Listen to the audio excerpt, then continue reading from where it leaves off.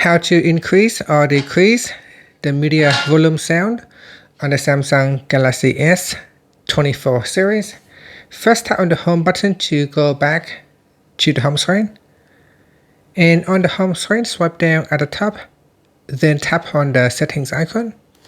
Next, in the settings page, we then scroll down, and in here, tap on sounds and vibration. Then go down and tap on volume. Now in here you can drag on the media volume bar to the right to increase the sound, or to the left to decrease the sound. So you can see if I drag it all the way to the right, the volume becomes very loud. Another way to change the volume is to use the volume key. So press either on the up or the down volume button. Then tap on the more button.